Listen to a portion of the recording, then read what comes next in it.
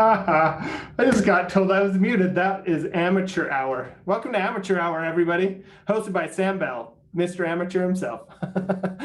All right. Welcome to Summit. We're excited to be with you guys today. It's our second to last summit of the year.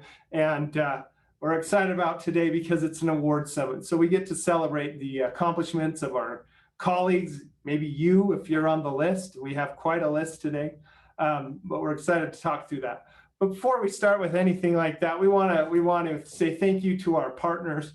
One Team Everest is a thing that it's a concept that we've been developing. If you're in California, hopefully you know Kendall Baker. She's the One Team rep who works with all of the people trying to join Everest with the partners and make sure that it's a seamless and amazing experience. So we'd like to thank Inspiro Financial, Seller's Choice NHD, California specific thing.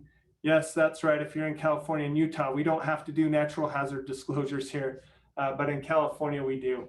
And All Valley Escrow. We're grateful for their support, what they do and provide. A lot of what they do makes things like summits possible. And so thank you to all of you. We'd like to introduce you to the Inspiro team. If you don't know these people, then you've got a big problem. We'd like to do a special welcome to two new loan officers in Utah that maybe you don't know. Jamie Fiddler is one. She's basically been born and bred into real estate. Phil Fiddler is her dad. Her mom's also an agent. So Jamie's a good resource if you're looking for a loan officer. And we also have Chris Reynolds. We'd like to welcome Chris. He's been on the team for, I think, a couple of months now, but this is the first summit where we've had his picture. So welcome, Chris. We've got, of course, our team of loan officers in California, the rest of the team in Utah, and then the team in Orem, which is a team of one, Ron. So please, if you haven't reached out, if you don't know them, reach out, get to know them. They're all awesome at what they do and would love to talk with you. And if you haven't heard from them, there's a good chance you will be. We're pushing, I know there's a big push for these loan officers to get out and meet you with you guys, the agents. We'd also like to thank or introduce All Valley Escrow. Got our escrow officers there. This is, of course, if you're in Utah, this is California specific. Angel Noel, Tina, Patronette, Therese Jansen, Freed Smith, our escrow team. And we'd like to introduce a new one, Shauna Gray. Shauna has been working with All Valley for many years as an assistant, and we just recently promoted her to loan officer. And so we'd like to welcome Shauna. Shauna's taking over primarily the refinances, but is available to help with anything. And so welcome, Shauna. We're excited to have you. And please, as you're working with All Valley, if you get in touch with Shauna, welcome her to the team and congratulate her on her promotion to escrow officer. The next thing we have coming up, a long-standing tradition in California has been to provide meals to the less fortunate at Thanksgiving. For many, many years, it was the turkey drive.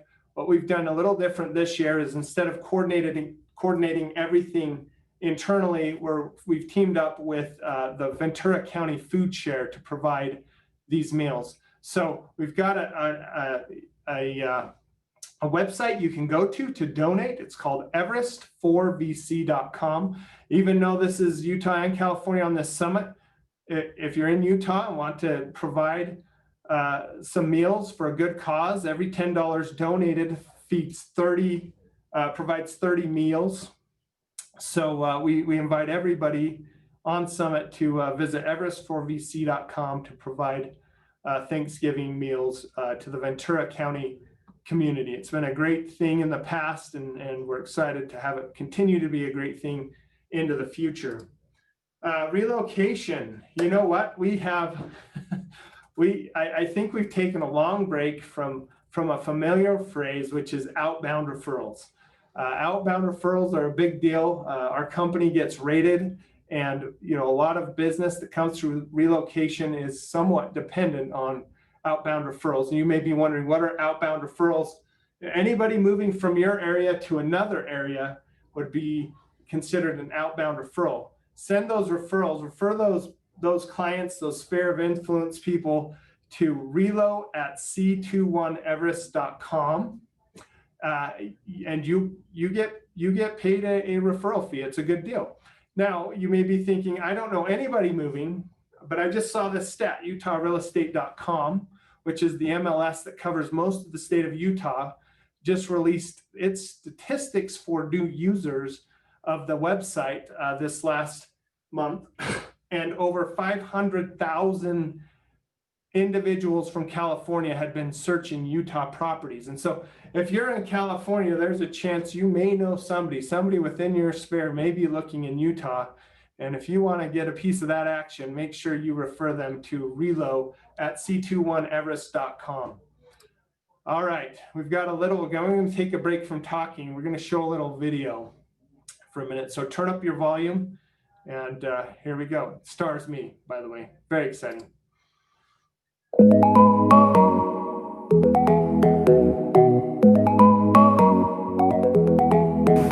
Hey everybody, Sam Bell here. Hey, I've heard a lot of rumors about what's going on down on the first floor at Union Park. I've heard everything from Everest is going out of business to it must be a new title company or something. You know what? Let's go find out what's going on down there. Come with me.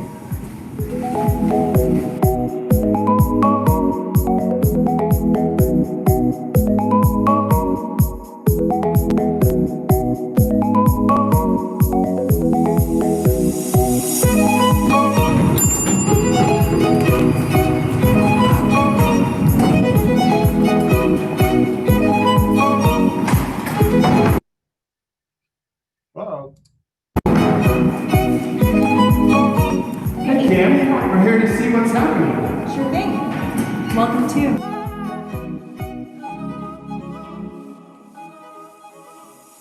Okay, it's a little teaser. So follow #LeadingYouHomeUT on Instagram, Facebook. There will be posts every day for the coming week to show you what's happening down on the first floor. For those of you who haven't been to Union Park, you haven't seen all of the boarded up windows that are right there as you walk into our building. And we've got some exciting things coming. So make sure you follow and get onto Instagram, Facebook, and look at, I'm totally I don't use social media, so I'm sure everything I'm saying is wrong, but go look at it, #LeadingYouHomeUT. All right, let's do some save the dates. First of all, Peak. It doesn't matter if you're new or old to the business, Peak can help you. Russ does a fantastic, amazing job teaching people how to up the game and increase production, increase their abilities, and hone their skills. We've got the Peak calendar here of upcoming events. It's all done by Zoom.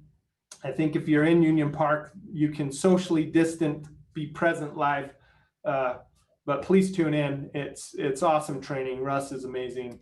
The last summit of the year, November 18th, I can tell you there's some exciting guest speakers, probably named George Morris, but there will be others as well for a great final end of the year message. We have Everest Sales System has 2 upcoming events, an Elevate. For those of you who attended Elevate in the spring, it was amazing 3-day, 2.5-day event that really went through in detail how to up your game. We've got 2.5-hour events coming up. One for agents, that's on October 20th. The link is right here. Register at https://everestsalessystem.com/elevate2020. You can register now. They're going to go over topics like staying mentally strong in the fourth quarter, how to take listings in a strong market, and how to compete and protect your commission. The next event's October 27th. It's specific for leaders. We do not have a live link yet to register. It's more of a save the date, October 27th at 9:30 for leadership. So make sure you're there. It's an amazing event. Next thing, I think this has been on all of our minds for the last 18 months at least, which is the top producer trip. We missed Hawaii this last year because coronavirus shut us down. We are currently planning on going to the Big Island, the island of Hawaii, April 17th through 24th, 2021. Now, the baseline qualifying GCI is $191,000. So If you haven't made 191,000 yet, there's still time. We've still got the rest of the year to get there. Continue working hard. We're going to see how many people are doing amazing things this last quarter. I know you can get there. Now, the attorney in me, the evil little attorney that lives inside of me, wants to give you all of the fine print. Coronavirus shut us down this last year. We are currently planning on going to the Big Island. We just talked to the hotel and said, hey, what's the plan? The hotel themselves said, you know what? We hope it can happen, but we're not sure. So we have made a backup plan. Either way, we're doing something fun for the top producers this year. But right now, the plan is Hawaii. We'll have many more details. The first summit in January, the first 2021 summit, because that's when we'll get details from Hawaii. So as far as Everest's concerned, we're going to Hawaii. As far as Hawaii's concerned, we're not sure Everest's going, but we do have a backup plan. So let's plan on it. Let's work hard, finish strong so that you can qualify, hopefully, for the Big Island. All right, we want to talk about anniversaries. We've got the following people who've been with us for 5 years: Michelle Dart, Randy Mayo, Jared Lord, Sterling Satterfield, Rich Castleberry, Mark Capuna, Brady Boren, Casey Wheeler, Josh Madsen, John Kay, Jody Leader, Heather Hartman, Josh Roeder, Margie Taylor, Shannon Porter, Ken Wallace, Yuri Feldman, Ed O'Donnell. Thank you all for 5 years of service. We're glad to have you on the team. We're grateful you're here. Now we've got 10 years. So we're twice as grateful to these people: Deborah Delaney, Kathy Bowles, Jeff Rosenblum, Gregory Haddock, Aaron Richardson, Geneva Tanner, Joanna Williams, and Dee Stokes. Thank you for 10 years of service. And now we're going to 15 years. So we're 15 years grateful for these people: Joyce Zangmeister, Robbie Starr, Greg Ricci, Sarah Van Clavern, and Deborah Poole. Thank you. We're so grateful that you're with us. And then 20 years. This is amazing. 20 years of service, Lenny Van. Thank you so much for being with Everest. We appreciate you all and are grateful for what you're doing with us. All right, third quarter production. I've got to give you this is exciting stuff. We did a little math today. We have 251 agents who have made $25,000 or more in the third quarter of this year. When I heard that number, two things popped into mind. First was take that, COVID, and the second was I have to butcher 251 names on these next few slides. If I mispronounce your name, it's not personal. It's me. I'm at fault. But we're excited that you guys are doing so well. Just a fun aside, that's 27% of the company has made $25,000 or more in the third quarter. So here we go. With GCI over 25,000, we have Chad Morris, Ginger Law, Shay McGee, Kurt Matz, Lisa Bennett, Christopher Armstrong, Leah Kruger, Karen Rook, Trent Rogers, Gabby Espinosa, Steve Lucene, Sarah Van Clavern, Terry Taylor, Stuart Monteith, Stephanie Barnes, Jean Sheik, Y. Vasquez, Cassie Montano, Zachary Barker, Zachary Baker, see, I told you it happened, Steve Henriod, Brianna Burnett, Bruce Burnett, Amy Caputo, Jeremy and Chris Fitzgerald, Anissa Orsini, Heather Harmon, Abit Baraza, Lila Jessup, Barbara Morley, Eric Wilson, Joanne Ferguson Wadawa. No, I'm sure I killed that one too.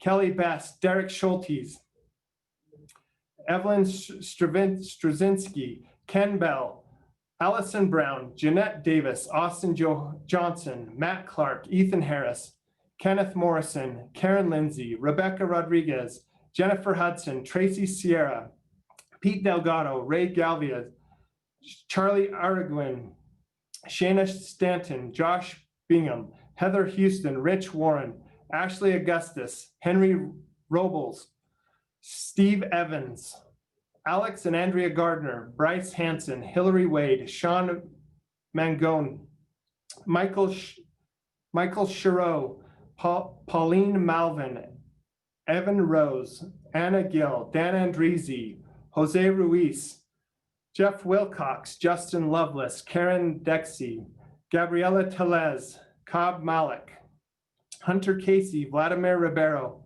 Alejandro Medrano, Richard Brown, Angel Ruiz, Belladonna Rissa, Adrian Baxter, Debbie Nickel, Jesus Castaneda, Andrew Whittle, Sean Hilton, Christy Carter, Blake Dellinger, Boyd Ennis, Trina Hernandez, Marisol Gonzalez, Samantha Smith, Tyler Higgins, Stan Patrick, Rachel Owen, Tyler Theobald, Heather Pappas, Leslie Mitsuchi, Audrey Overton, Jordan Stubblefield, Jaspreet Chadha, Joseph Brooks, Walter Martinez, Terry Vigil, John Villar, Steve Boynton, Brian Pitcher, Michelle Chadwick, Darren Wynn, Scott Laxton, Yvonne Wu, Shannon Keller, Jenny Frame, Bruce Johansson, Lisa Street, David Walk, Christine Baylor, Mark Midell, Greg McDonald, Jonathan Aubrey, Cody Ivy. Congratulations, 25,000. That is no laughing matter. You're doing a great work. Now we've got GCI over 50,000. April Oakes, Ruby Reese, Robbie Starr, Jason West, Rita Weddle, Sandy Holmquist, Misty Greathouse, Kelly Nieves, Brandon McBride, Alicia Madsen, Bernadette Schneibel, Mike Hancock, Debbie Curran, Dave Clough, Sylvia Perkins, Carlin Bedwell, Tiffany Davidson, Ken Gretsch, Debbie Briscoe, Andrea Roeder, Jenny Dodge, Raylene Hendricks, Alan Bernstein, Brianne Steen, Bradley Bailey, Christine Ashton, Mike Gratland, Will Walk, Deanna Haskett, Lance Gummersall, Lisa Kozin, Brandon Newell, Jesus Languren, Brandon Plant, Phil Hendricks, Mike Tafui, Christina Waldman, Pete Deradix, Robert Naylor, Lori Levinson, Gavin Lindeen, Drew Gingell, Josh Madsen, Mindy Daly, Rebecca Reberg, Josie Hurtado, Abraham Padraza, Taylor Smith, and Linda Martinez. Congratulations on $50,000 in this last quarter. Now let's go up to GCI over $75,000.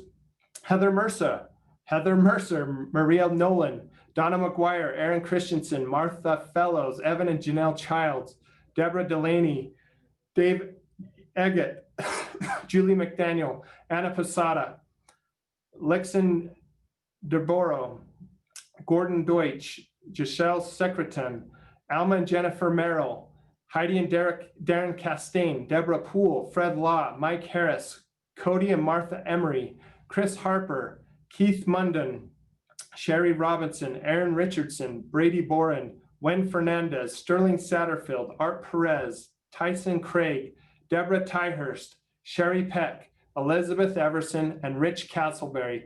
$75,000 is amazing. Great job. Now let's go up to an even higher amount, $100,000 in the third quarter. Matt Salter, Steve Schonover, Brian McKinnon, Aaron Mailer, Dan Monch, Flavio Orlandini, Mike Stango, Kay Wilson Bolton, Scott Puckett, Andy Pletcher, Trent Hyde, Jonathan DeYoung, Justin Crane, and Jason Snell. $100,000 is no joke. It's what most of us want to make in a year, and they did it in a quarter. Let's go up to $125,000 in the last quarter. Curtis Perry, Jeff Laguerre, Sandy Rudder, Matt Liebman, Nikki Nunez, Kyle and Tammy Jones, Joanna Williams, Chad Wagstaff, Shannon Porter, Doug Carey, and Patty Ross. Excellent work. $150,000 in the last quarter. We have Brett Belknap, Amber Milton, Lou Tran, Aaron Oldham, and Amy Clark.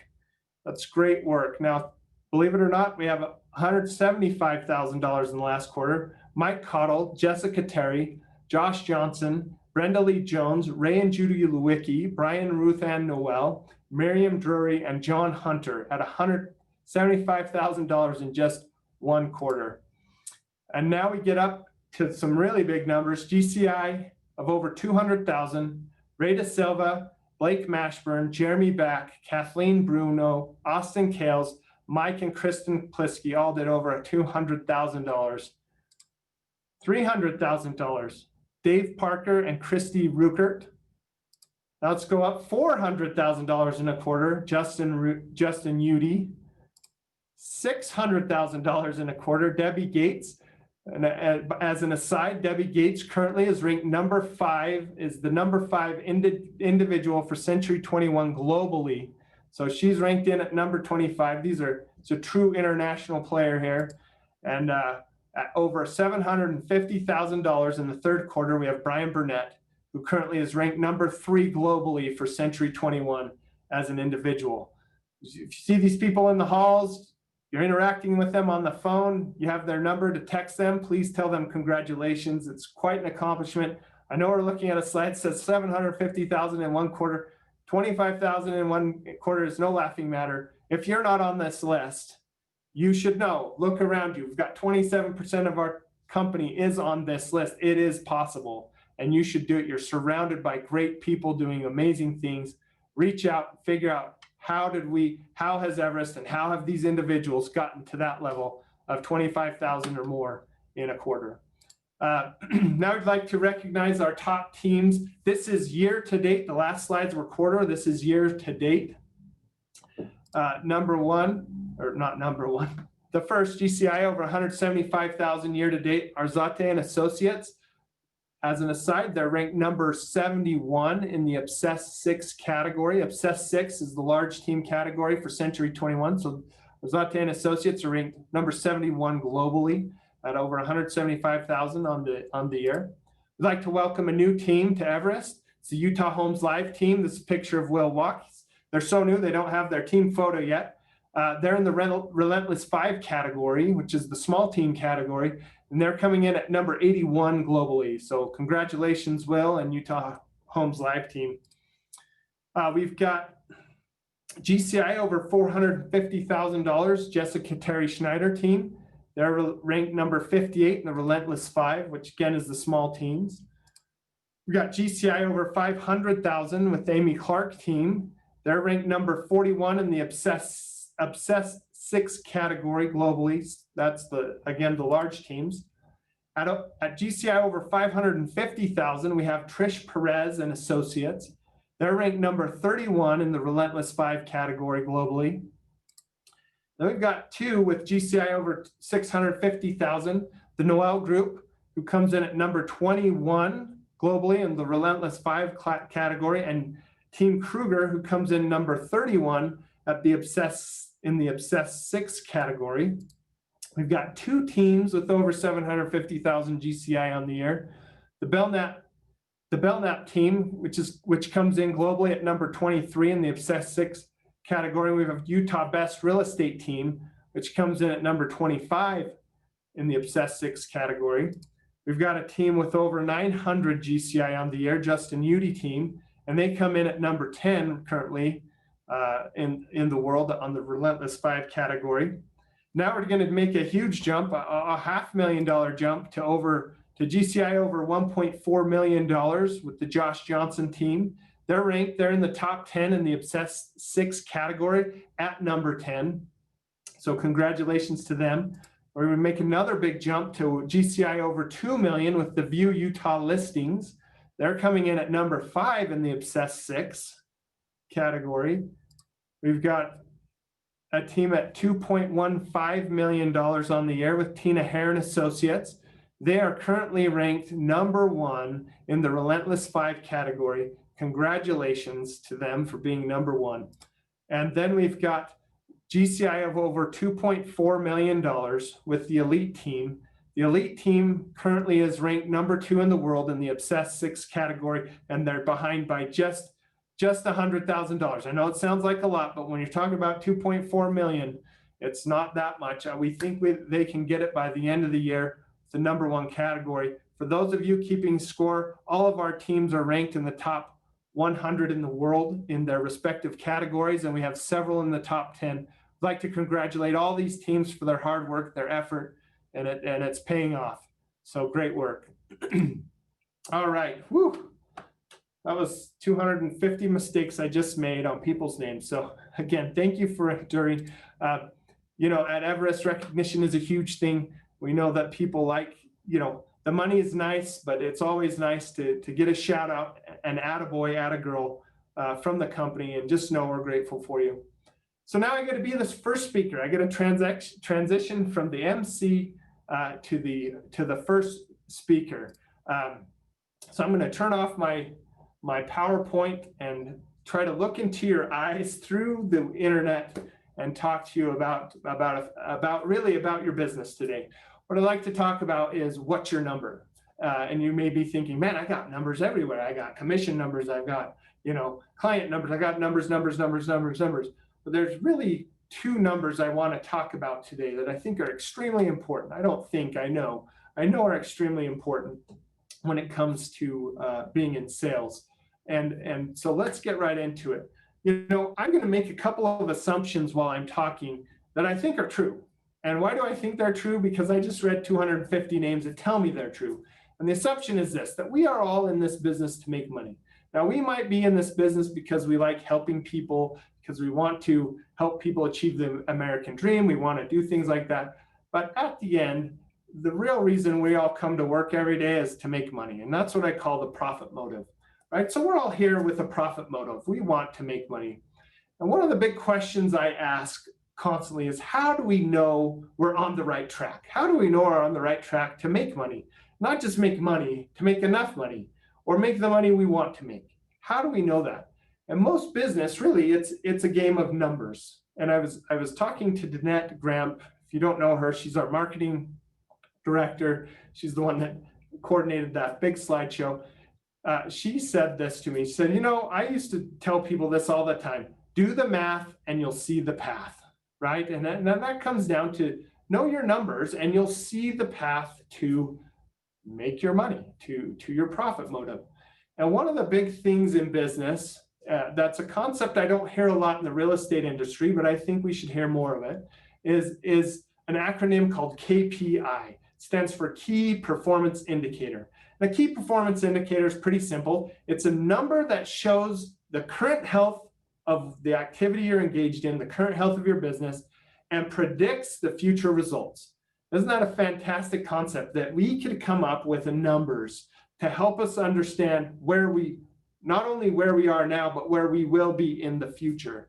And those are the things I really want to talk about today, are these KPIs. And now all industries have them. If you think about this for a minute, auto manufacturing, and you're thinking auto manufacturing, we don't build stuff. What are you talking about? But just let me illustrate KPIs in this way.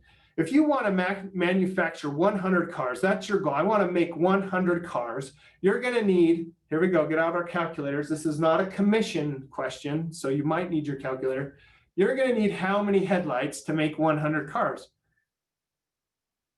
Everybody's looking at me like, is this real? We're going to need 200 headlights. That's right. 2 headlights per car. We need 200 headlights. Now, if I'm running that business and I have 150 headlights, but I have a goal of 100 cars, I can predict I'm not going to meet my goal. I'm not going to make 200 cars. It's just not going to happen. I'm only going to make 75 cars. I only have the materials for 75. And that's an example of the input into the business. We're going to need to know a number, an indicator of something we're going to put into our business so that we can predict the outcome. I'm going to give you one more example, and this is a personal example, right? We've all been to the doctor.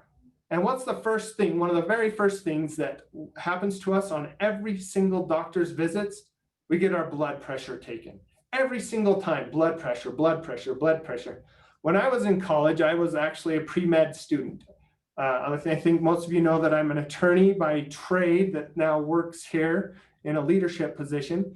But when I was younger in college, I thought for sure I would grow up to be a pediatrician and I would be there to help kids. And I guess I do still help kids. I help the kids' parents buy houses, right? So, but in my pre-med class, I had a chemistry class that was taught by a medical doctor, an emergency room doctor. And he knew that most of the people in that class were there because one day they wanted to become doctors. And he would come in every class session and write on the board a patient's vitals. Somebody he'd seen that day or the day before, he would write their they call them vital signs in the medical world. They would write their vital signs down. And every time he would write their vital signs, he would write a blood pressure number, right? And as I've thought about that over the years, as I've transitioned from wanting to be in science to in business, I've thought a lot about this concept of vital signs, and really KPIs are the vital signs of your business. So knowing these numbers is as important as a doctor knowing your blood pressure. Now, if a doctor knows your blood pressure, they actually can tell where you are health-wise now and what complications you may have moving into the future. Because high blood pressure, low blood pressure is a predictor of future health issues, right? So let's get down right into it, talk about these numbers. So if you were to go on Google, if you were to talk to people in the industry, you'd say, hey, what kind of key performance indicators, what kind of numbers should I be looking at to determine, am I where I should be and am I going where I want to go in this business? And you're going to hear about all kinds of numbers. Now, let me just give you some examples. I have I've heard, hey, what lead generation sources, how many leads are you getting in a day? Okay, that's a number I've heard. What's your lead response time? What's your client feedback rating? What's your lead conversion rate? What's your contact to appointment ratio? What's your appointments to listings taken ratio? What's the average days of properties on the market? What's the average sales price? What's your average commission? These are all great key performance indicators of business. But if you really look at what our business is, the business of working with people, the business of sales, it really comes down to one key performance indicator. And it doesn't matter if you're new to the business, if you're a veteran in the business, if you got 40-something years selling, it all comes down to one thing. How many people are you talking to? Because if you're not talking to people, it won't matter what your appointments to listings taken ratio is, because you're not going to have any appointments, right? You've got to be talking to people. And what's interesting, this is not exclusive to real estate sales. This is sales in general. And it doesn't matter. When I was an attorney at a law firm, I knew if I wanted new clients, I had to go talk to somebody new. And they had to learn that I was an attorney. If you want new clients, you need to go talk to somebody new, and they've got to learn that you're in real estate. And when I say number of contacts, I'm mixing in prospecting for new people and SOI into one key performance indicator. And so if you're going to take notes, and you should, because this is Everest and we take notes and we love journals, you should write down number of contacts. That is the single most important key performance indicator to determine the health of your business today and where you're going to be in the future. The second one right behind it is appointments set. Now let me give you just some numbers, some statistics that we have found just through the thousands and thousands of transactions that Everest closes in a year. Okay, so we have found that there is I'm going to use a big statistics word, direct correlation between how many people you talk to every day and how many transactions you will close in a year. And this is the correlation. This is the relationship between those two numbers. And this is the future, right? I said, hey, here's a number that can predict the future for you and tell you where you are. We have learned that the number of contacts you make in a day on average is equal to the number of transactions you will close in a year. Okay, so let's think about this. If I talk to 25 people in a day, and it can't be your mom, you can't call your mom every day and go, hey, that's one. Oh, and I'm going to call my kids. Hey, that's 2 and 3 and 4. No, it's people who are out in the industry, consumers who might hire you as their real estate agent. If you want to close 25 transactions in a year, you're going to need to talk to 25 people a day. Okay, and that's not 365 days a year. We're basing that on 240 working days in a year. So if you want to close 100, if you sat down at the beginning of this year and said, I want to close 100 deals, you're going to need to talk to 100 people a day. Now look at that as a key performance indicator. I know each day, I know that on October 14th, I talked to 25 people. And on October 13th, I talked to 25 people. And October 12th, I did that again. I can sit down at the end of a week and go, okay, I'm talking to this many people. They know I'm in real estate. Now, out of that, you're going to want to, of course, make appointments. And the goal, the goal should be one appointment a day. And this is what we've learned with one appointment a day. If you can make one appointment a day, that's going to translate, if you go through all of the math equations, which I'm not going to do today because it's really hard to do over Zoom. And I'm looking at your faces now, which is why I'm not looking at the camera. And none of you look all that anxious to do a bunch of mathematics.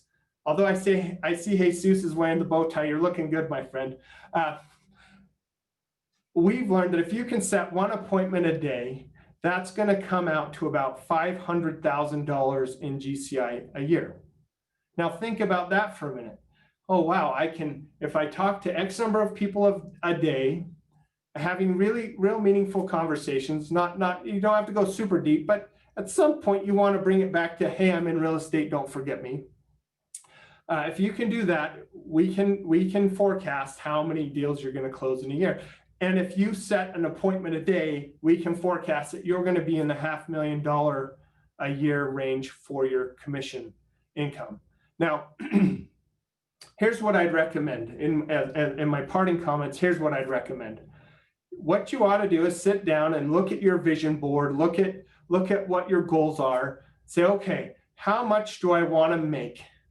All right. And in order to make that, if my average commission is X, how many transactions do I need to close? And whatever that number is the number of people you need to talk to today, tomorrow, and moving on and have those contacts. So again, my parting question is, what's your number? How many contacts do you need to make a day? And I can tell you that through our experience, that's the number of deals you're going to close in a year. So if you're stuck somewhere, if you're saying, God, I'm only doing 1 or 2 and I want to be to 10, start talking to 10 people a day and let them know that you're in the business. Thank you all for paying attention, sharing this time with me. I'd like to kick it over to George, who's going to be our closing speaker today. Keep up the good work, everybody. You're doing great.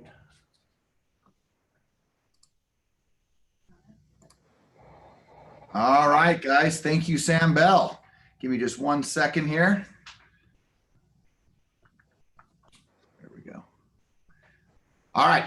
Hey, so excited to be with you guys. In fact, what I always like to talk about is, of course, just anything about the organization. And it is so exciting to see the great things that are happening in regards to production, the unprecedented ability of our agents. Really, the amount of business that's happening is frankly incredible. And I love seeing the success, and I love seeing you live your dreams. I love seeing the things that are happening.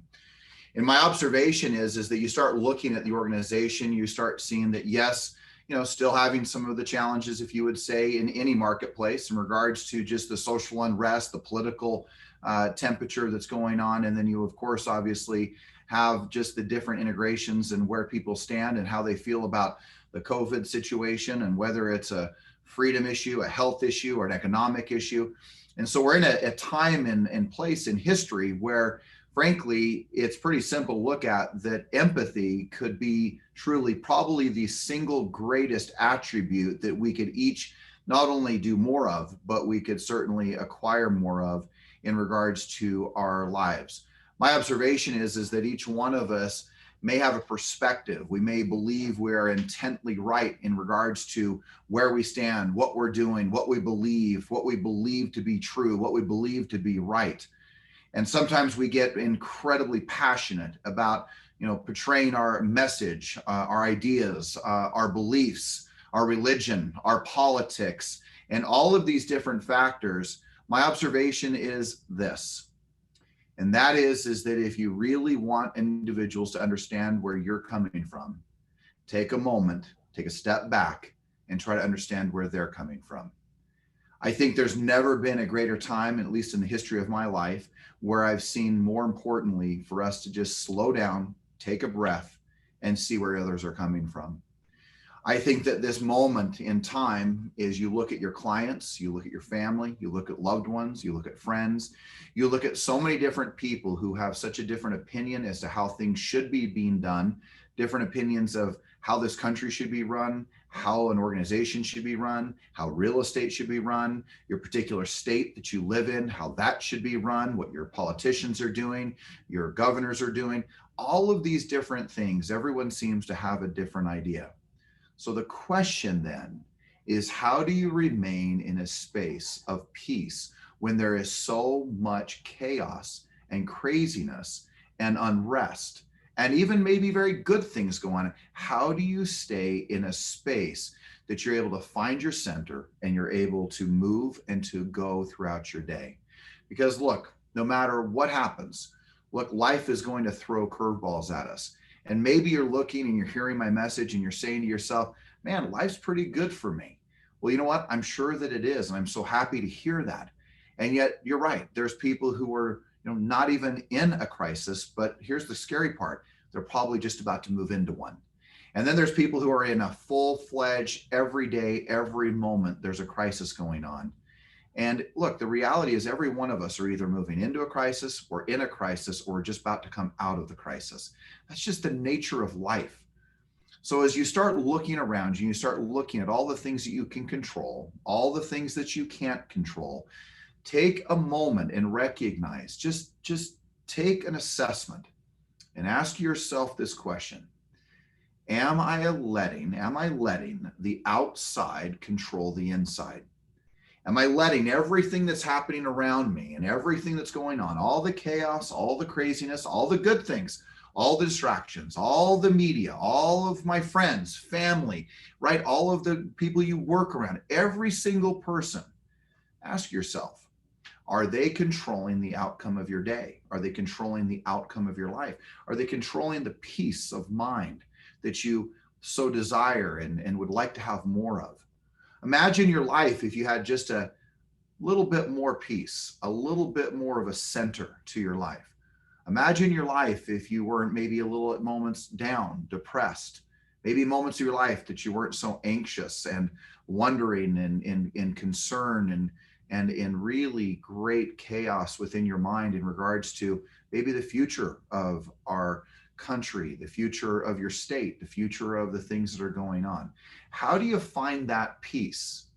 Now, there's no question that there's going to be many who are going to say to you, and I'm not necessarily of any disagreement, that the moment I say that, there are people who, again, will turn outside of them and say, well, I turn to a close friend. I turn to my loved one. I turn to my intimate partner, or I turn to God, or whatever you may call it, your creator, right? You go to some place of the divine and divinity.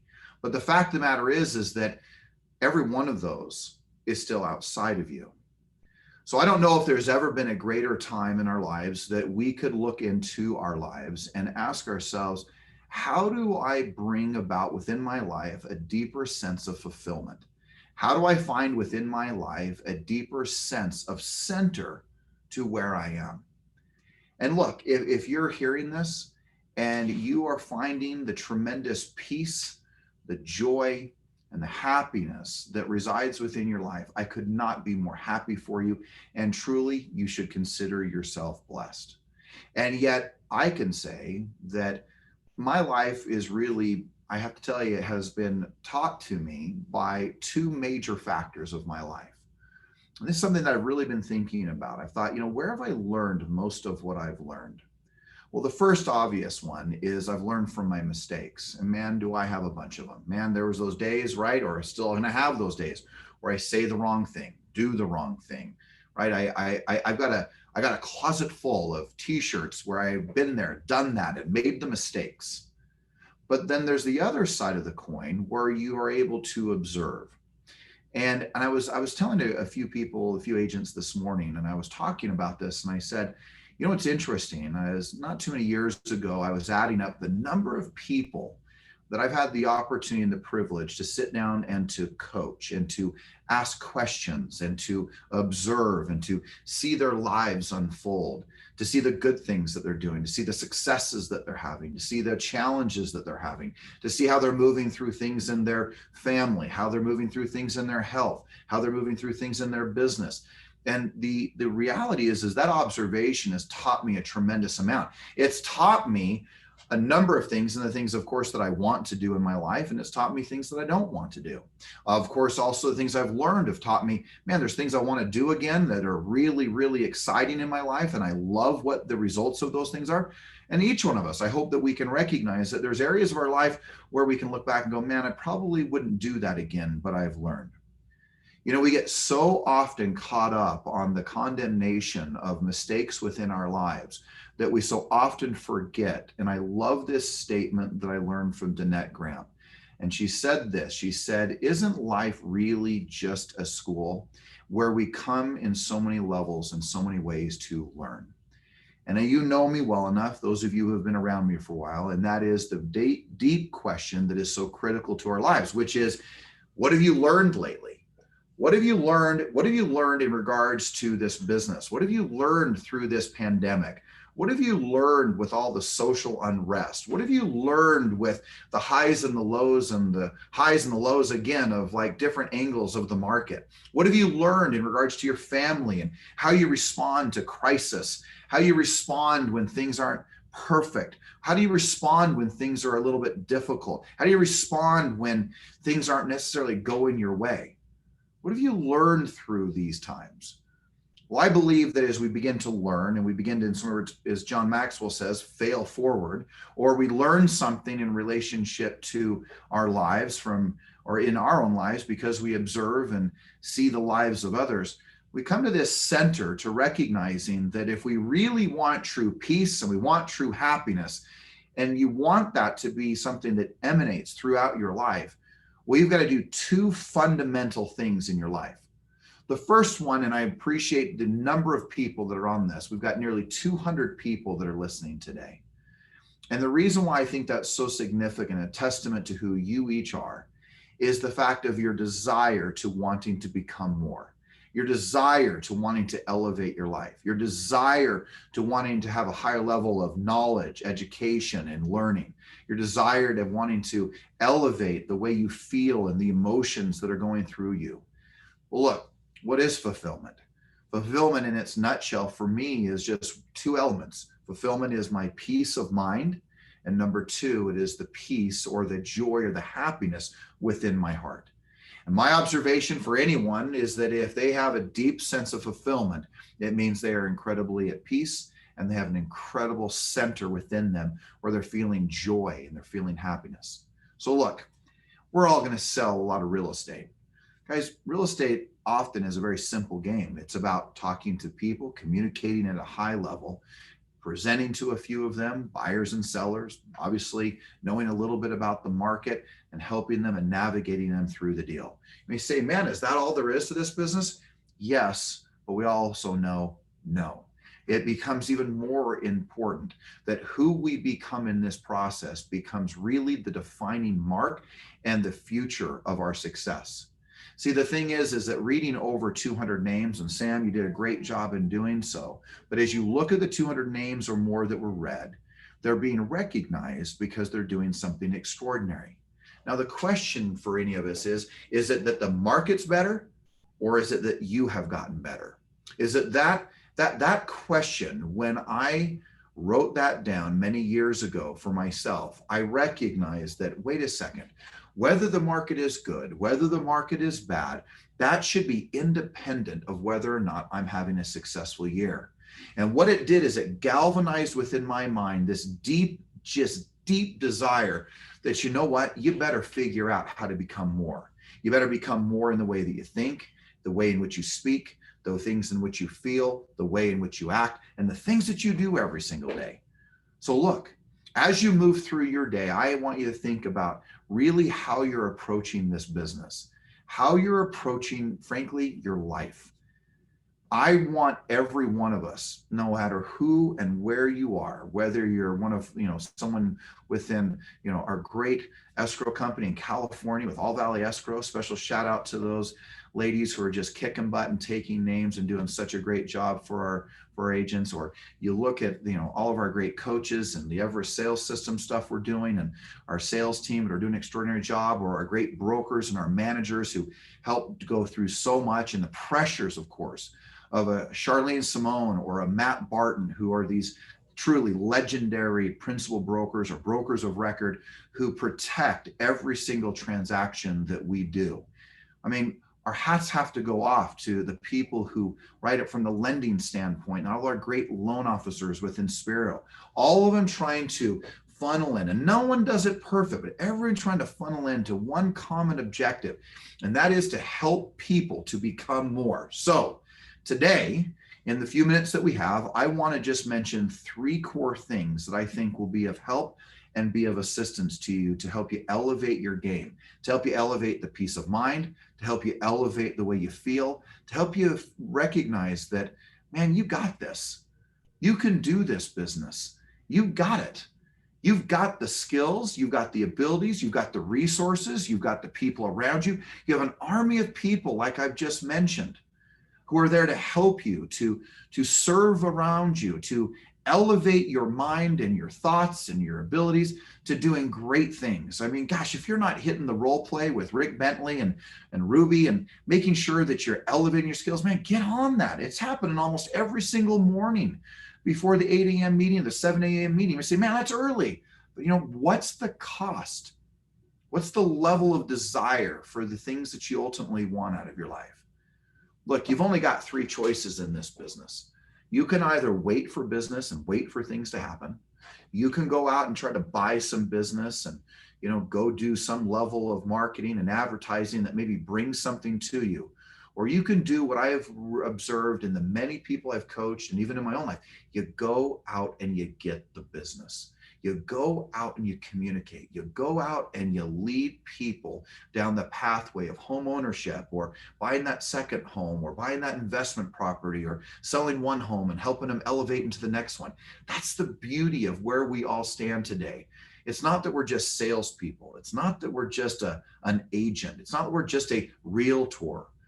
Gosh, that isn't even really who we are. Ultimately, what we are is we're leaders. And when leaders influence others to do great things, if they're a good one. So how strong is your influence? Well, I'm hoping that some of the things I share with you today just might be able to help. So in 1952, a gentleman by the name of Edmund Hillary, not knighted yet, not Sir Edmund Hillary at that point, just a lanky, scrappy climber. No one really knew who he was. He was, I believe, a little bit over 6'5", and he had, a crazy hairdo. He was a little gangly, and he was a little strange.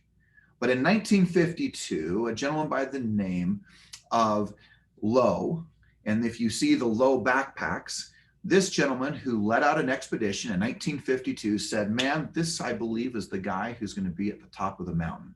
His endurance was off the chart, and they believed this was going to be the guy to first summit Everest. Well, in 1952, they went down this pathway to summit the mountain of Everest and to go to the highest place on earth, 29,000 feet, not even where airplanes typically fly because of the dangers over the Himalayas. And they made a decision that he would be the guy. Well, as they went through all the different aspects of going and finding their route and finding their way up in the May of 1952, came to a point where it really just seemed impossible and they were not going to be able to do it. In the book, Think and Grow Rich, Napoleon Hill speaks of what I would call temporary setbacks and defeats.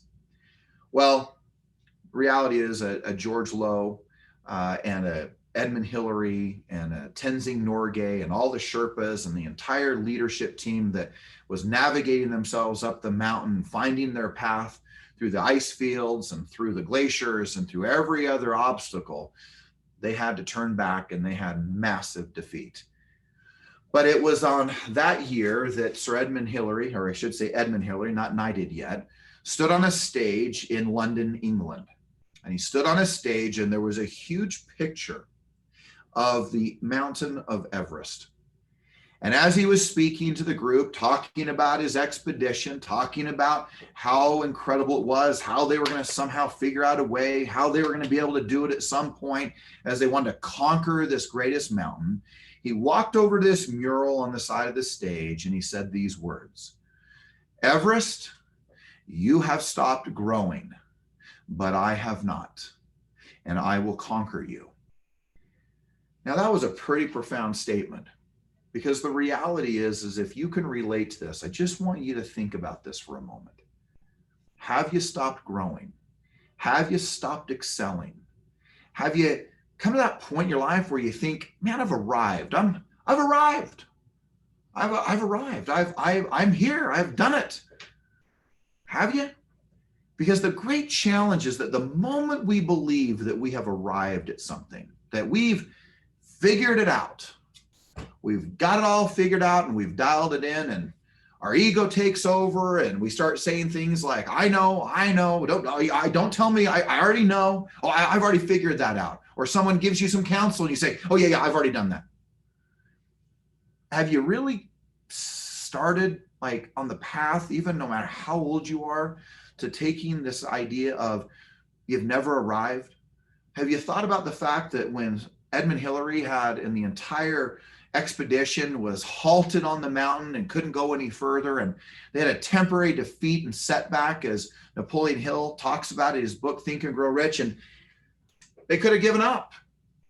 So think about parts in your life. I don't care whether it's relationships in your life. I don't care if it's your health and the vitality that's so needed for every one of us, or maybe it's just the business that you're in right now.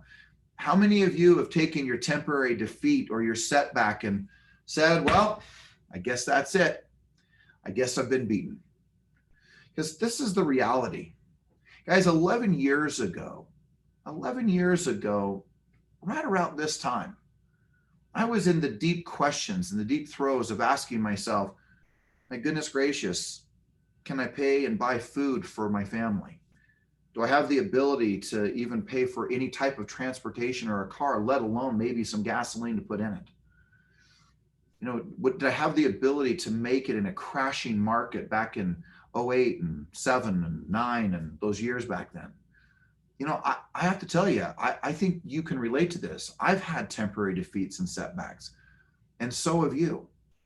But what I realized is that as I stopped paying attention to everything outside of me, the conditions, like Edmund Hillary could say, well, like the conditions, it's really cold. I don't know if I can make it. The conditions, it's really high up there. I don't know if I can do it. Oh man, it's really windy. I don't know if I can do it. Gosh, there's glaciers, there's ice, there's snow, there's freezing temperatures. There's every little obstacle and thing that you could declare as a setback, and people would say, man, good try. Yeah, but you know what? You tried, you did your best, and you know what? Maybe next time. Well, yes, there's those words of encouragement for the fact that maybe next time you could go do something extraordinary, but we're talking about right now. How many of us are falling victim to the outside market? How many of us are falling victim to the things outside of us? What excuses are you bringing to the table that are justifying maybe not getting after it, not succeeding, not learning something? What is it that's stopping you? What are the setbacks and the defeats that you're letting in your life that are preventing you from living the most important parts of your life, the most sacred desires of your life, the things that you want most out of your life? What would you say if I sat down with you privately and asked you, what's holding you back? What's your greatest challenge? What's your deepest frustration that you feel is stopping you? And are you going to let that be the reason that you don't acquire, achieve, and accomplish all that you really want? Is that going to be the story that you tried, or that you tried so many things, and in most cases, that means you just tried a few things? Are you going to let that be the reason that possibly you don't win the game, that you don't conquer whatever summit or whatever Everest is in your own life? Because on May 29th, 1953, not 52, 1953, Sir Edmund Hillary now stood at the top of the mountain with a gentleman by the name of Tenzing Norgay. And the two of them stood at the top of the mountain. And there, Edmund took a picture of his good friend, Tenzing, as they stood on the top of the earth, looking around. And probably something that maybe none of us will ever behold. But what an amazing day that was probably for the two of them.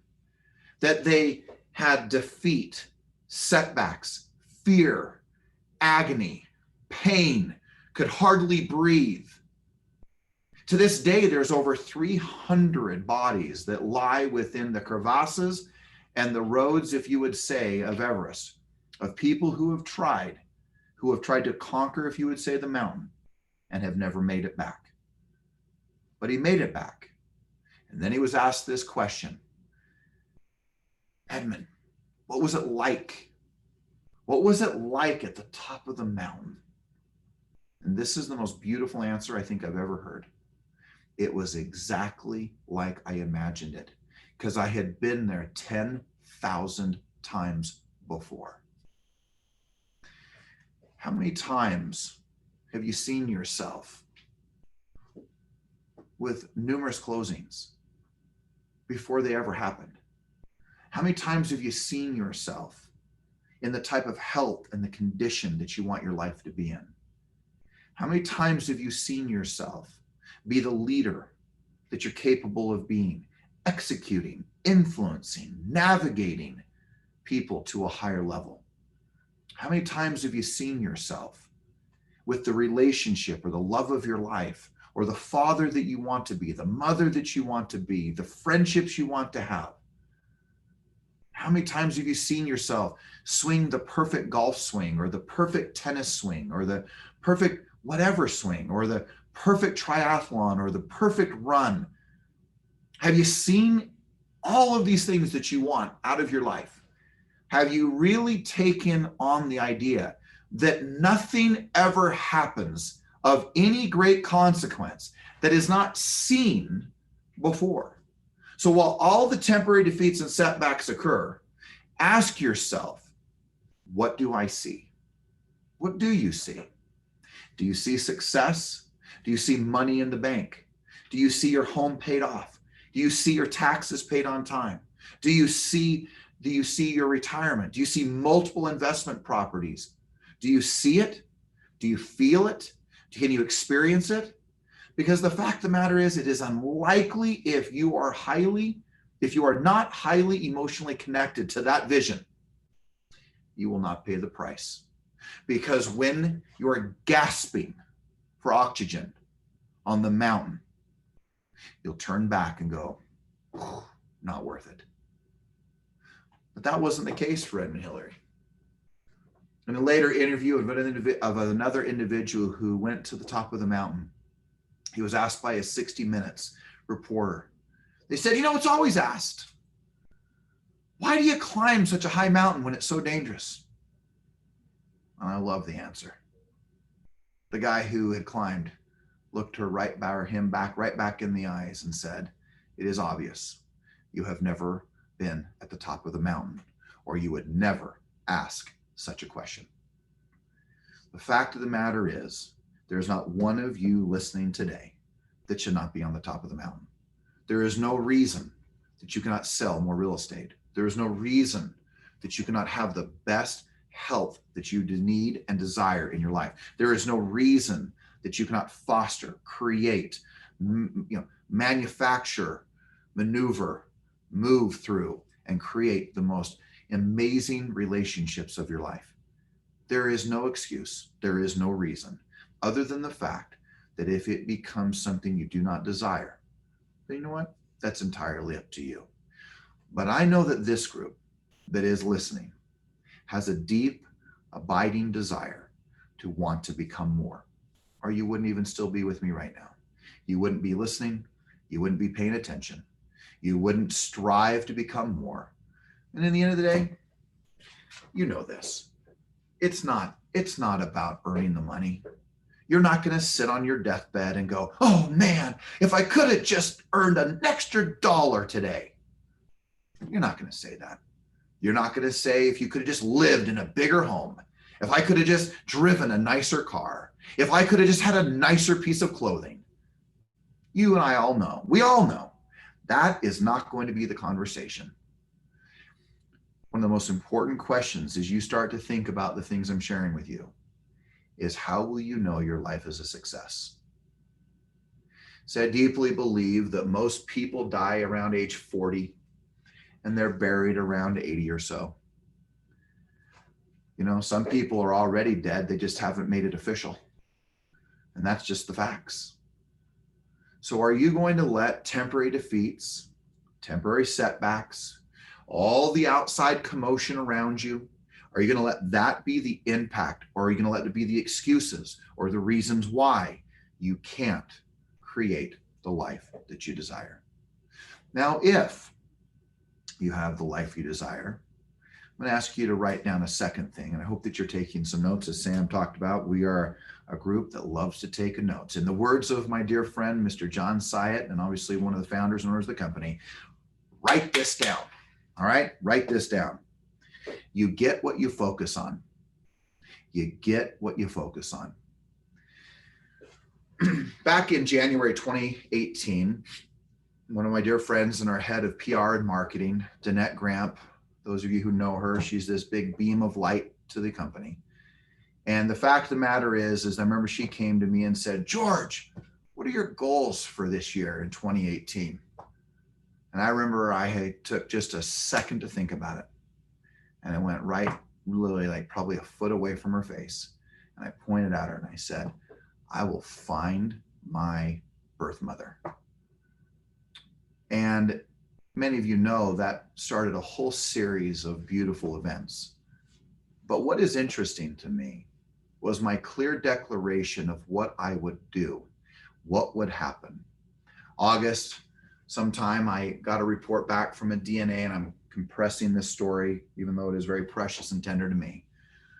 But I found that I actually had some family because of 23andMe. I found them. There was people who had tremendous impact on this, and friends that, you know, aligned and helped me go down this path. And eventually I had a gentleman who is another real estate agent, but deep into genealogy and finding families.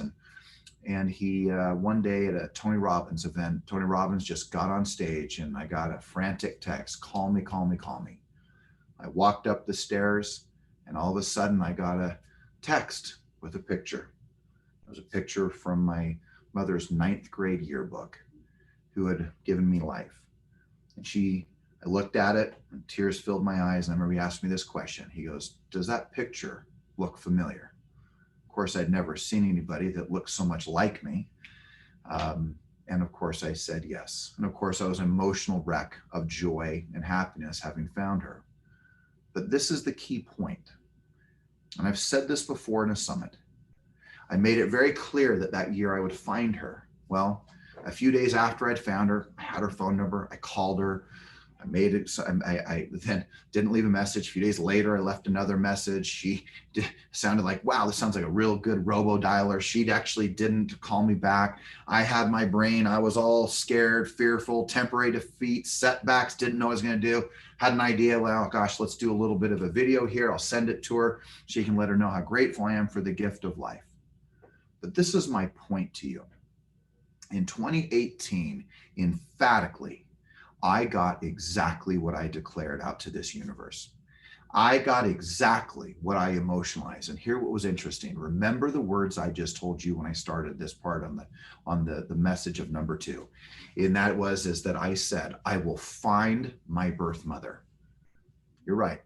I found her. But it wasn't until January 24th that I got a text randomly from her, because of the contacts and different things that occurred. And my a brother on my side of the family, or her son too, born, by the way, same day that Everest was summited, and we both have the same birthday, which is May 29th, let her know that I'd been trying to contact him on 23andMe. I get this text that basically says, hey, I know you've been looking for me, and I would love to visit with you. But this is the interesting part. In the end of December, I made the declaration that I would create a wonderful relationship with her, and a relationship that would, you know, in so many words, I guess you could say, serve us the rest of our lives. Today, as she actually lived most of all of her life in the Northern California area, just a few months ago, now I have my mother in Salt Lake City, Utah, who lives about 5 minutes from my house, because of another declaration I believe I made, which was that I was going to create an amazing relationship with her. Guys, I just want to point out that whatever you declare, Whatever you believe with great passion is almost always the outcome of your life. Is it 100% true? Probably not. But is it at least 80% true? 90% true? Without question. If you start the day with this idea that you hope to make an appointment versus a declaration to this universe that I will set an appointment every day. Remember, I will find my birth mother this year. And I found her, but I never got to speak to her in 2018. It wasn't until 2019 on January 24th at 9:02 p.m. that I heard the words of her voice, heard her words and her voice. Because I made another declaration that I would create a relationship, a friendship, a mother, a son relationship that is truly one of the most precious things of my life. You will get what you focus on. You will get where you put your energy. You will get where you put your efforts and your work. So if your messaging is constantly about, I hope, I trying, I might, that is not the language that will deliver to you everything you want out of your life. It will not deliver you appointments. It will not deliver to you massive amounts of business. It will not deliver to you knowing exactly what you need to do to get to the next level in this business. Get really clear, like Sam was speaking to. Know the numbers. Know that the number of contacts you make in a given day will equal the number of deals that you will do in a year. These numbers are real. And when you focus and you declare and you make for certain what you're going to get, then that is what begins to happen. I have one last point for you, and that is this. Write this word down. Write down the word difficult. Every one of us has the capacity to do difficult things. You have evidence in your life. You have overcome bad marriages. You have overcome losses of children. You have overcome disappointments of spouses and loved ones, and disappointments within your health, and people passing away and leaving too early on this earth, if you would say.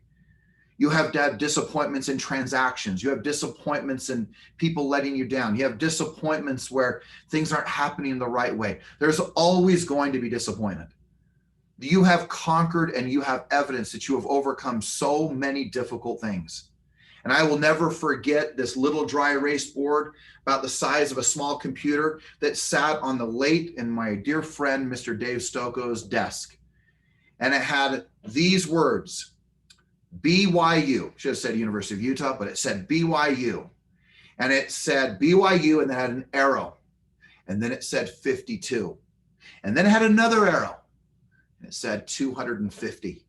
And I remember walking into Dave's office and asking him, Dave, what is this BYU thing? What is this 52 thing? What is this 250 thing? He goes, oh. He's like, you know what? It's a reminder to me that I can do difficult things. He said, I never thought that I would graduate and have a degree. And he got a degree in finance at BYU. He's like, I never believed that I could sell a home per week. And yet I did it. And I sold 52 homes. And I never believed that I could make over $250,000 in a given year, but I did it. And he said, I put these things out there to remind me that I can do difficult things. Guys, you have survived every single tragedy of your life at this point, every difficult moment of your life, everything that you have ever come at you, you have survived it. Look, I've survived heart surgeries, knee surgeries, staph infections that almost killed me, 2 of them. I've had it to where I almost lost all of my eyesight. I've had it to where recently, I've had concussions. I've had almost choking to death on bottle caps. I've had all these different things, and I know you have too. Maybe not the exact same things, but you've had tragedy, you've had trial, you've had many difficult moments, and you are here to stand to show that you have made it through it. Now, how you stand today and how you keep a level of peace and happiness and fulfillment is how you say to yourself that you dealt with those things. See, you can keep the energy of pessimism and the energy of criticism and the energy of putting things down and being a cynic and sharing and telling how it'll never work for you or for others. Or you can bring a level up and say, you know what? I've made it this far and I can make it further. And you can point to all the things that you've gotten through that have been so difficult, so hard. And some of the things I hear that so many of you go through, it breaks my heart to even hear them. But you've made it through them. So you have evidence, even like our dear friend Dave Stocco. Yes, who was murdered. Yes, who isn't here today. But he gave evidence to the fact, to me and to you, that if you can do hard things, and he proved he could do hard things, you can do more hard things. I believe that this business is one of the most difficult businesses that one could ever be in. It's one of the most lucrative ones, but it is also one of the most difficult, because the real wrestle is not in real estate. The wrestle in this business is you. Now, if you're tired of hearing me talk about the fact of that this is a business that you work from the inside out, well, then you're going to have to change the channel. Because what I know from my own life's experiences and from the many agents I've had the privilege to coach is that once they figure out how to work things on the inside, the outside doesn't matter. So remember, you can get through difficult moments. You have the privilege and the choice to focus on whatever you declare to this universe and to your life. You can write down any goal, any objective. You can write it down with no filter. You don't have to write it down and then say to yourself, well, I just don't know if that's realistic. You don't need to play that game. You can write it down and stop worrying about what other people will say about your goals and your most sacred desires. And you can say, ma'am, this is my focus. This is where I'm going. Because I have been in those moments where people have told me I will fail, it will not work.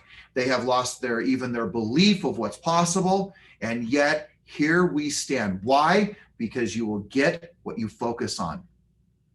You will get what you focus on. And where you focus is where all your energy goes. And then remember, there's going to be temporary defeats and setbacks. There's going to be challenges that come up. There's going to be moments where you sit there and go, oh my gosh, can I do this? Can I take this on one more time? I know you can.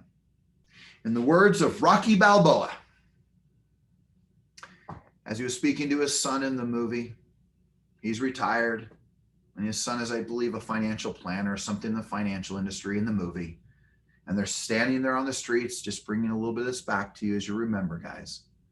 And he stands in there and talking, and his son is saying, why do you have to be so famous? Why do you have to do this? Why do you have to do that? And then he said, man, I thought I raised someone who was stronger than that. And he said, may I share with you in so many words how winning is done? He said, you're going to get knocked down. You're going to get knocked down over and over again. But it's not how many times do you get knocked down that even matters. It doesn't matter how many disappointing relationships you've had. It doesn't matter how bad your health has been in the past. It doesn't matter how challenges you've had of this business or economics and financial turmoil. It doesn't matter. There's not a score that's being kept on how many times you got knocked down. It's this, and he said it. It's not how many times did you get knocked down. It's how many times did you get back up when you were knocked down. And this is a powerful statement, guys. He said, that's how winning is done. And then he yells at his son and he said, I thought you were better than that. And then he tells him again, no matter what he does, he's going to love them. And the fact is that I will love you, no matter what level of success you have in life. Because it's not what did I do in relationship to what you could have done. It's in relationship to what you could have done, in relationship to what you did do. That's the ultimate measuring stick. What did you do in relationship to what you could have done? That will be the ultimate measuring stick. That will be what you should be paying attention to. And if there is ever a judgment, I can tell you this, that will be the harshest judgment. Did you truly live your life in the shape of your fear or in the shape of your dreams? Are you going to live your life in the shape of your fear, the fears of your life, or will you live them in the shape of your dreams? That is the key. Everyone, agents, gosh, all the different people that are participating today, know how grateful I personally am for you. Know how grateful I am for the impact you have in my life.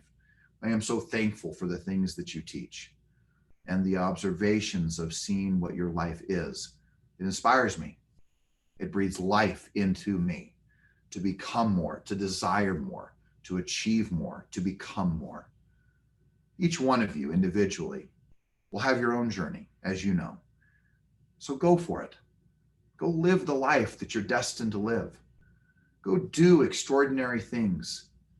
Take charge of your life. Demand of yourself where all your energy is focused. Demand of yourself that when your setbacks come and you're feeling defeated, that you know that your current circumstances don't equal your future. Know that there'll be difficult days, but then the declaration, that is, I can do difficult things. You have proof everywhere, or you wouldn't be standing there today. So with that, we'll close this summit. Finish strong. Have an extraordinary end to the year. Know that we're here at every level that you possibly could need. And if you need something, reach out. Be resourceful. Don't sit in silence. Don't sit alone. Don't question and wonder why it's not working for you. Reach out to our great leadership team. Reach out to your manager. Reach out to one of our coaches. Reach out to me. Reach out to someone to help you elevate, to live the life that you are destined to live. And at the end of the day, if we sell a little bit of real estate along the way, I know we will. That'll be the easy part. The hardest part will be working right here and right here. But I know you can do it. I know you can. And real estate, well, that'll be the easy part. That will be the easy part for all of us. As we become more, we earn more. With that, I'll leave you. Have a great day. Talk to you guys soon. Thanks for being on the call. Love to hear your chats. Stay close. Stay involved. Talk to you soon.